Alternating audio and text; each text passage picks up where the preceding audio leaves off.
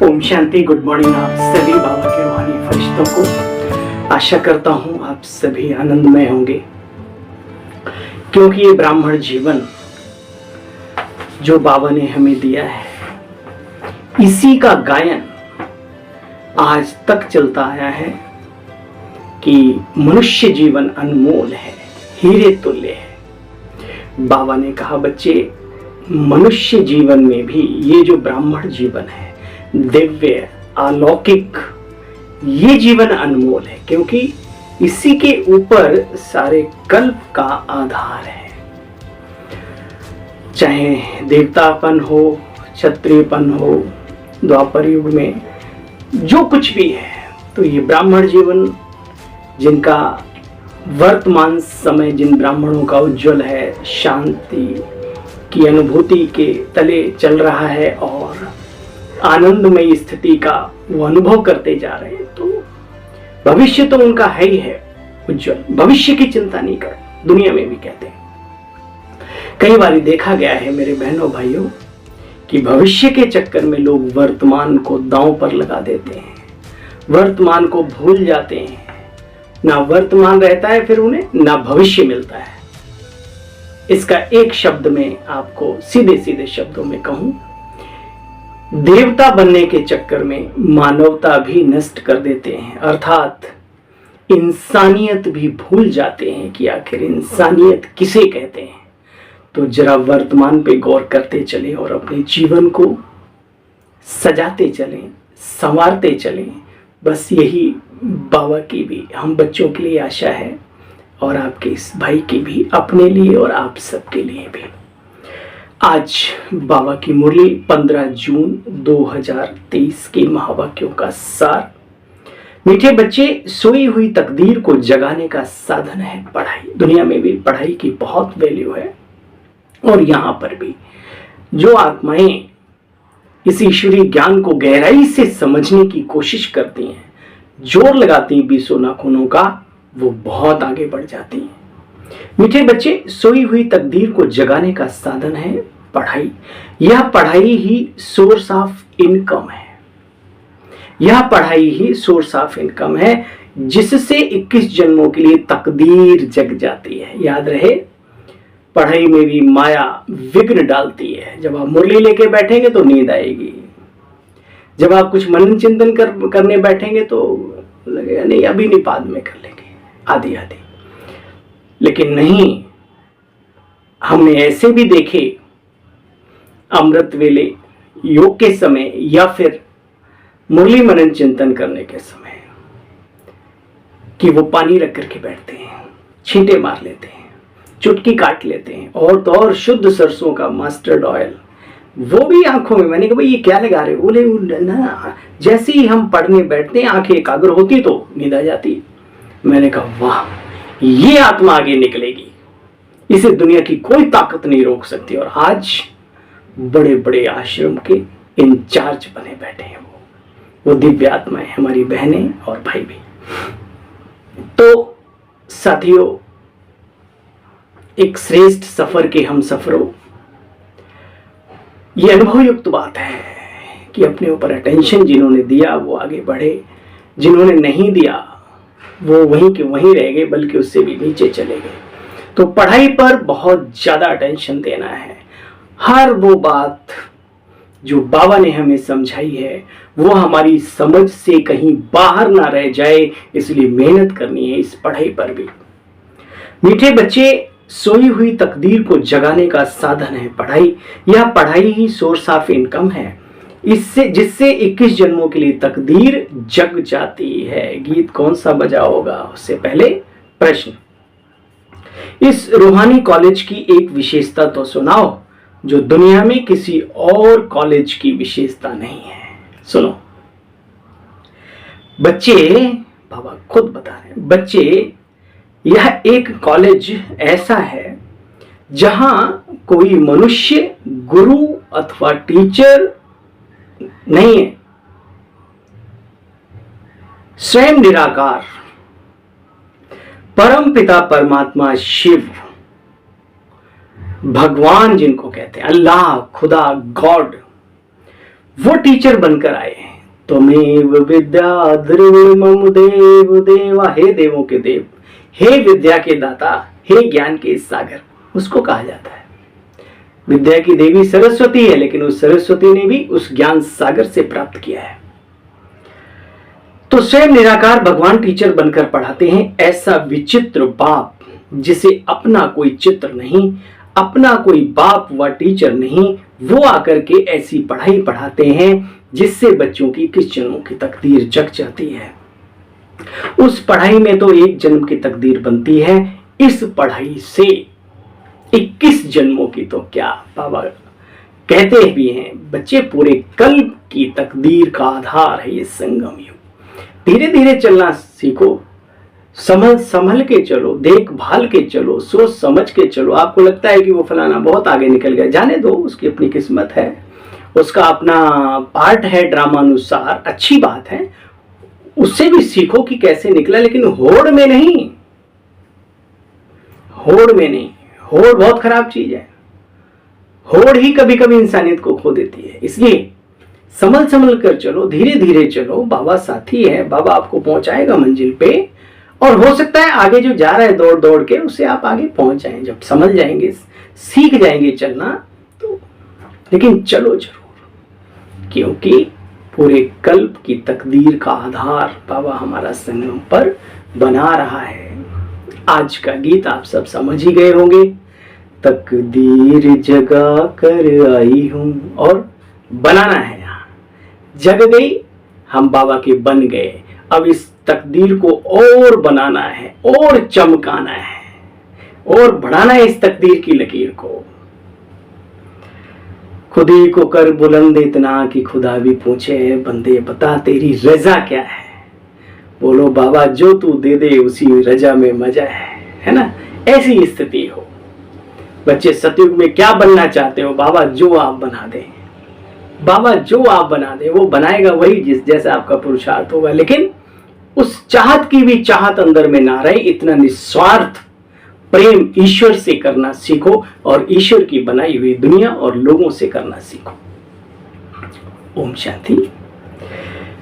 बाप बैठ अपने बच्चों को समझाते हैं, जो यहां तकदीर बनाने आए हैं, क्यों तकदीर को, बच्चे क्या हुआ, तकदीर को लकीर लगी हुई थी। अब कहते ना, तुम तो अपनी तकदीर को लकीर लगा रहे हो, अब हमें बनाने वाली लकीर खींचनी है, विराम वाली लकीर नहीं।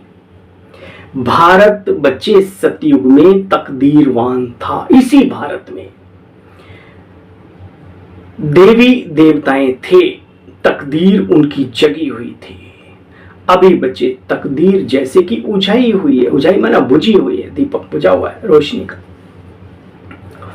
पहले पहले बच्चे इतने मनुष्य नहीं थे।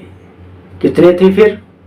बाबा एक एक चीज को समझाते हैं। वो ब्राह्मण अधूरे रह जाते हैं जो हमेशा मुरली नहीं सुनते भाई, हैं? वो फिर सतयुग में भी, त्रेता में भी वो वही पुरानी मान्यताओं को लेकर के बैठे रहते हैं।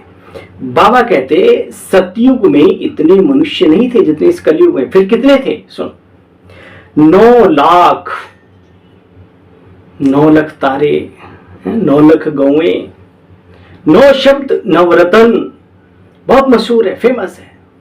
बाबा कहते 9 लखाहार आदि आदि, है ना। तो पहले पहले सतयुग में सिर्फ 9 लाख थे। देवी देवता, आदि सनातन देवी देवता धर्म की शुरुआत थी। अब ये समझाने वाला बच्चे ज्ञान का सागर, सृष्टि का बीज रूप बाप है। ये कोई मनुष्य कहीं पढ़ी हुई लिखी हुई बातें नहीं सुना रहा है, ये स्वयं निराकार परमपिता परमात्मा जो इस सृष्टि के बीज रूप हैं, वो आकर के हमें समझा रहे हैं। पहले बच्चे देखो, अब बाबा ने दूसरा चैप्टर छेड़ दिया। कन्या पवित्र है तो कितना मान सम्मान होता है, बुजुर्ग भी नमन करते हैं ऐसी देवी को। फिर भिखारी बनने से वह मान रहता नहीं। जिस कन्या के सामने सभी झुकते हैं, वही कन्या शादी के बंधन में अभी अपवित्र नहीं बनी है, सिर्फ बंधन में अपवित्रता के बंधी है। वो घर में जाकर के, अपने ससुराल जाकर के सास ससुर जो कुछ भी हैं, अरे पैर छूना तो छोड़ो, दबाने पड़ते हैं बड़ी लंबी देर तक, है ना। तो पति ही अकेला नहीं, पति के जो भी खानदान है सबके पैरों में पड़ना पड़ता है भाई, है ना।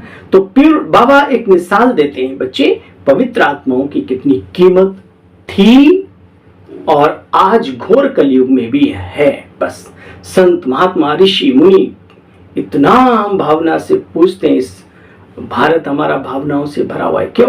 प्योरिटी के कारण से।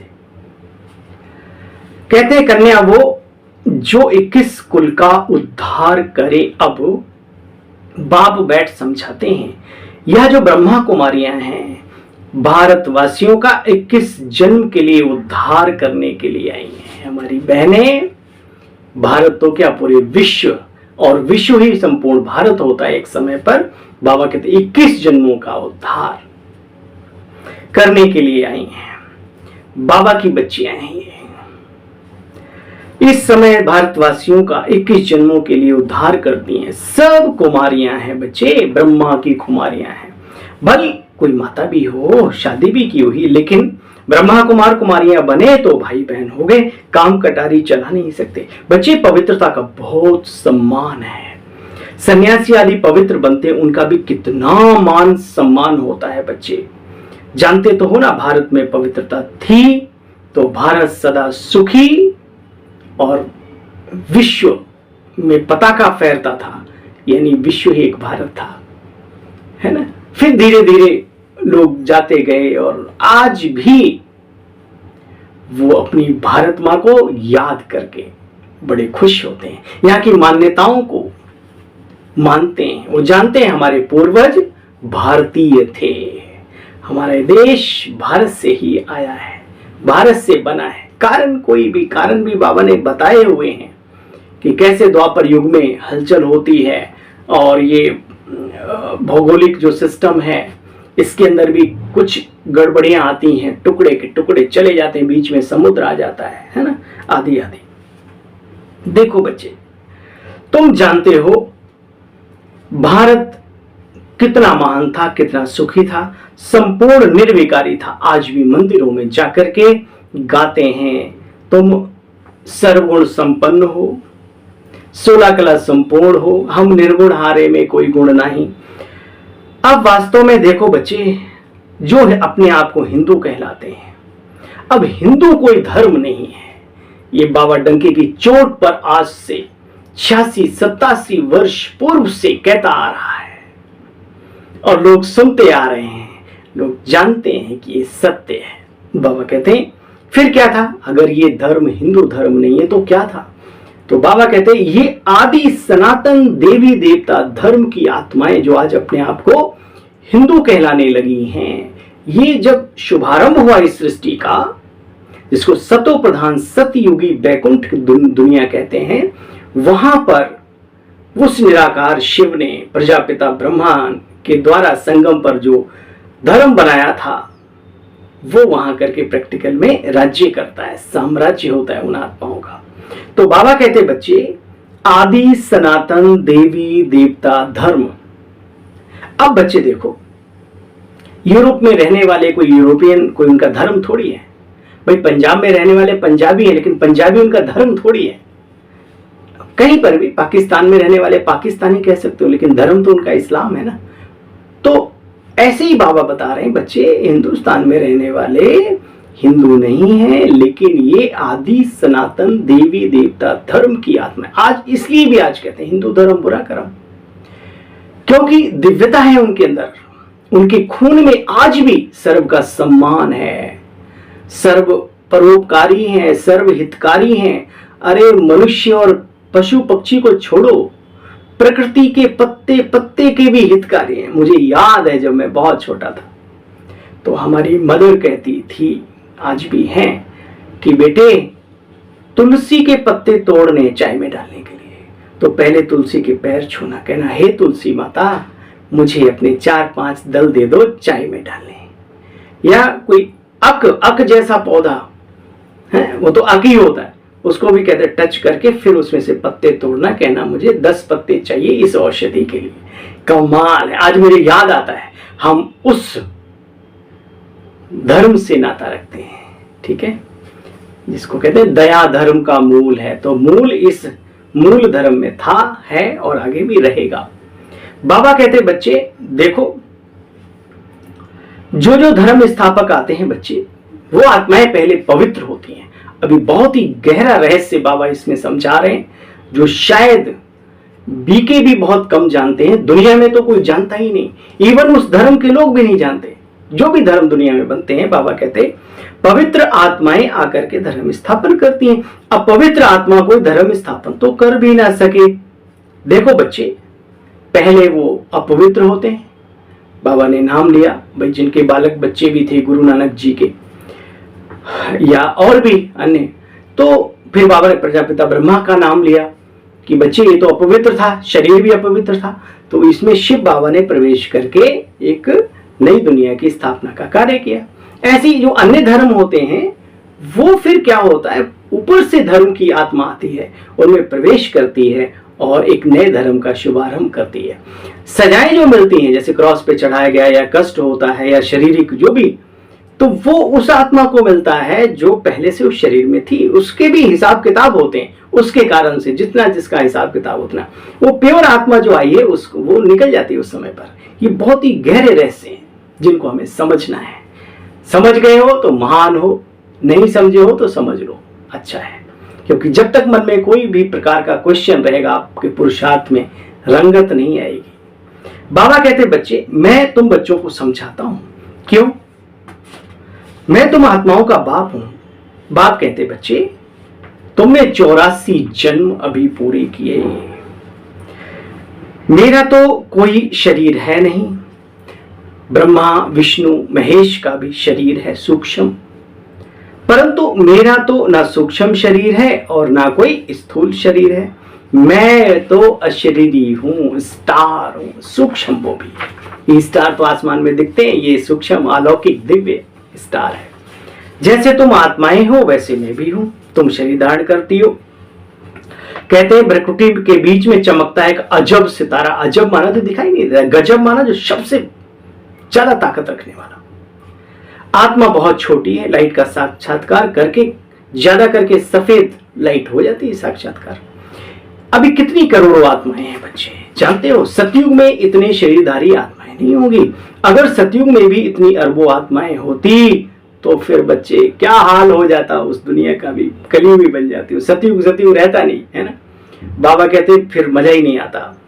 तो बाकी सब आत्माएं कहाँ रहती है? परम धाम में बाबा के पास। फिर अकॉर्डिंग टाइम, समय अनुसार वो धीरे धीरे आती रहती है, जन्म लेते लेते फिर यहाँ बढ़ोतरी इसीलिए होती। जाते सब एक साथ हैं, ये याद रहे। जैसे आपने फिल्म देखी होगी या कोई नाटक देखा होगा रंगमंच पर, तो मंच पर एक कलाकार जो होते हैं म्यूजिक और साउंड देते हैं वो भी, और जो सामने होते हैं तो धीरे धीरे करके सामने आते हैं पब्लिक की, और फिर सारे इकट्ठे हो जाते हैं, है ना। और फिर सब ड्रेस बदल के एक साथ जाते हैं। तो यही बाबा कहता है यहाँ पे भी चलता है। अच्छा बच्चे, तुम जानते हो यह कोई साधु सन्यासी नहीं है, यह तो परम पिता परमात्मा, जिनको आत्माओं का बाप पिता कहते हैं, वो समझाते हैं। इस पिता का कोई पिता नहीं, शिव बाबा का कोई पिता नहीं। बाकी सबके, रामचंद्र जी के भी पिता थे, श्री कृष्ण जी के भी पिता दिखाए है ना। श्री कृष्ण का भी बाप था, बेहद का बाप। कहते बच्चे मेरा कोई बाप नहीं, मैं अशरीरी अव्यक्त हूं। तुम जानते हो बच्चे, तुम जानते हो, कहते भी हो बाबा हम आपके हैं, कहते हो जैसे भी हैं, जो भी हैं बाबा हमें नहीं मालूम, हम अपनी पूरी मेहनत करेंगे, कर रहे हैं, लेकिन जैसा भी हो जो भी हूं मैं आपका हूं और आपका ही रहूंगा, रहूंगी। अंदर में आती है बात। बाबा के कमरे में बैठ के चुपचाप बाबा से बातें किया करो, जैसे मनुष्य मनुष्यों से बातें करते। बाबा हम आपके हैं। तो बच्चे बाबा भी कहते हैं हाँ बच्चे तुम हमारे कल्प पहले भी थे, फिर बने हो, मैं भी तुम्हारा हूं, तुम्हारा ही रहूंगा, है ना। आत्मा परमात्मा अलग रहे बहुकाल, सुंदर मेला हो गया जब स्वयं सतगुरु आकर के दलाल मिला, खुद ही खुद से सगाई करवाता है। ये बाप और बच्चों का स्नेह है बच्चे। बाबा कहते मैं तुम बच्चों की तकदीर जगाने आता हूं। क्या करने आता हूं?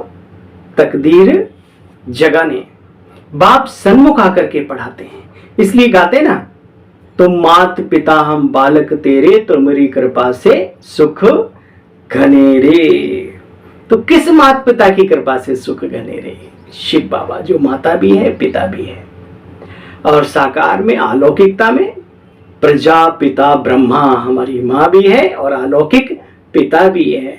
शिव बाबा जब उनके तन में प्रवेश करते हैं तो ब्रह्मा माँ है हमारी और शिव बाबा पिता है। सारे रिश्ते हैं ये। इसलिए बहुत ही सुंदर बात किसी ने कही, आदम को खुदा मत कहो, आदम खुदा नहीं है, लेकिन एक बात याद रहे, लेकिन खुदा के नूर से आदम जुदा नहीं है। जैसे कि एक है ना, नेक्स्ट टू गॉड, ये शब्द लॉर्ड कृष्णा के लिए प्रयोग किया जाता है, और आत्मा तो वही है ना, जन्म लेते लेते लेते लेते। बाबा कहते बच्चे कैसे जन्म लेते लेते आत्माओं में खाद पड़ती है, फिर बाप आकर के श्याम से सुंदर बनाते हैं। बाबा कहते बच्चे भारत में देवी देवताओं का साम्राज्य था तब, यह भारत सिरताज था, सिरताज, मोहताज नहीं।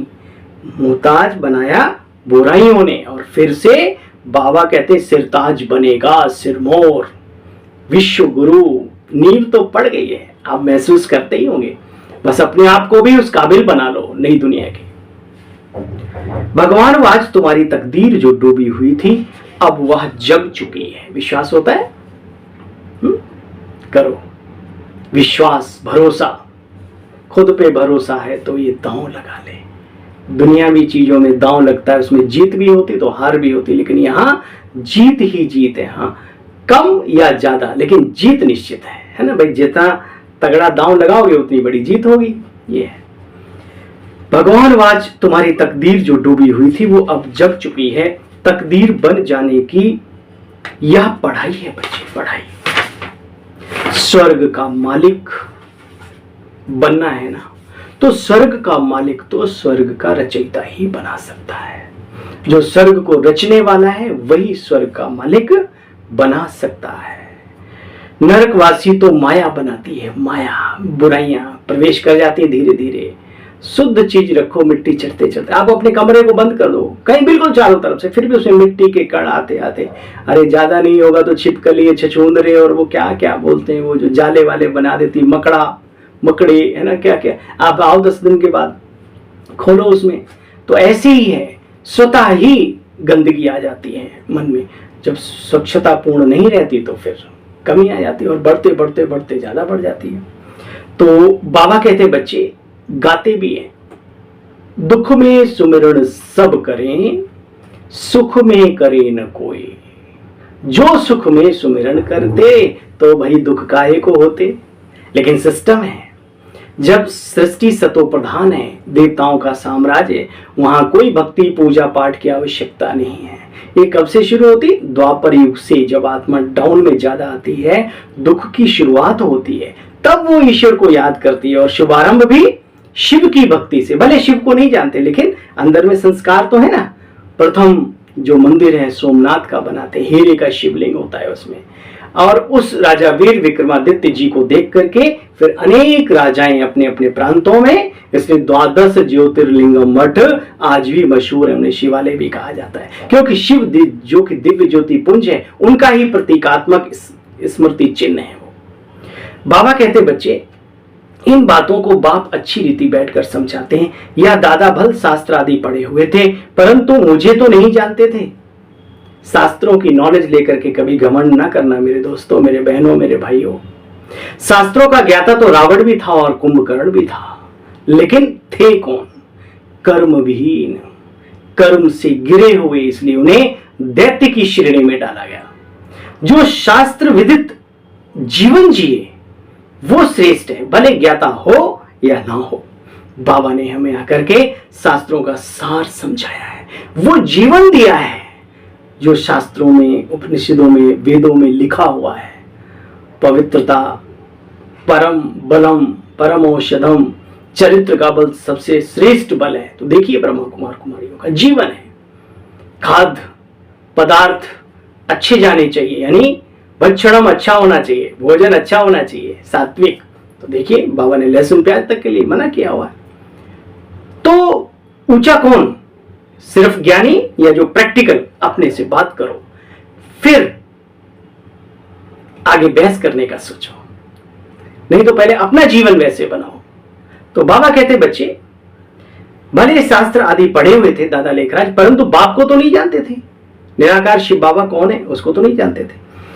अब इनको भी सुनाता हूं, तुम बच्चों को भी सुनाता हूं। कैसे सुनाता हूं बच्चे? मैं इनकी बाजू में आकर के बैठ जाता हूं, तुमको पढ़ाता हूं, यह भी सुनता रहता है, इनके मुख से ही पढ़ाता रहता हूं, तुमको देही अभिमानी बनाता हूं। दुनिया में बच्चे कोई देही अभिमानी है नहीं सिवाय तुम बच्चों के। देही यानी आत्मा क्या चीज है, उस स्थिति को जानते ही नहीं, समझते नहीं, तो बनेगी क्या? अच्छा, बाप कहते बच्चे अपने को आत्मा समझ, मुझ बाप को याद करो। 100 की बात एक। तकदीर जगानी है तो बाप तकदीर जगाने आए हैं, तो बच्चे बाप की याद में रहो। अच्छा, मीठे मीठे सिकील बच्चों प्रति माता पिता बाप दादा का याद प्यार और गुड मॉर्निंग।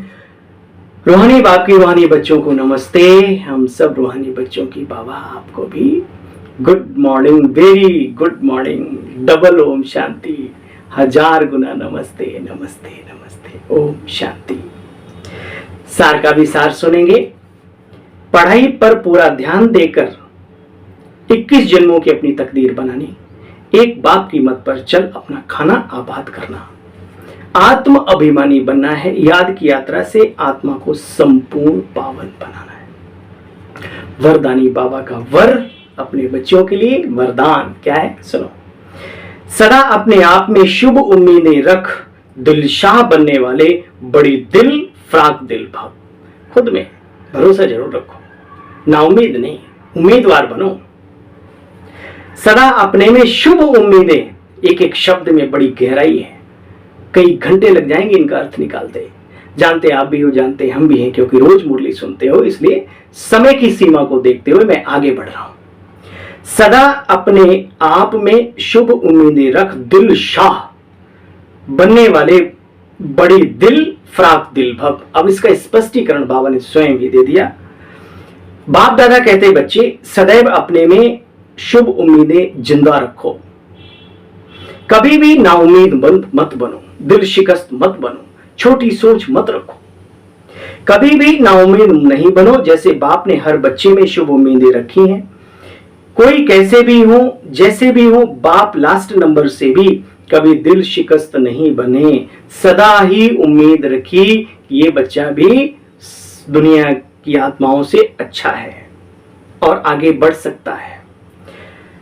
तो आप भी अपने से और दूसरों से और सेवा से कभी नाउम्मीद मत बनो बच्चे, दिल शिकस्त मत बनो।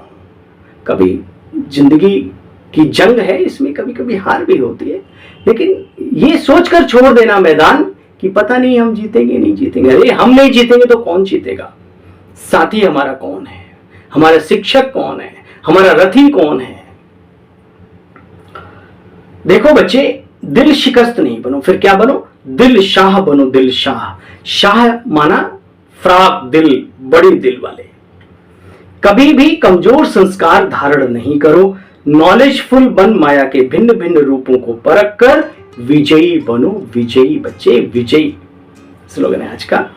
आप और बाप, क्या आप और बाप दोनों ऐसा कंबाइंड रहो जो तीसरा कोई अलग कर ना सके। दुनिया में कोई भी ऐसी ताकत जो हमें बाबा से जुदा ना कर सके। ठीक है, आप और बाप दोनों ऐसा कंबाइंड रहो जो तीसरा कोई अलग ना कर सके। ओम शांति, ओम शांति, ओम शांति। आप सभी को बारंबार नमस्कार, ओम शांति। फिर मिलते हैं पुनः आपसे कल मॉर्निंग में, तब तक के लिए आज्ञा दीजिए।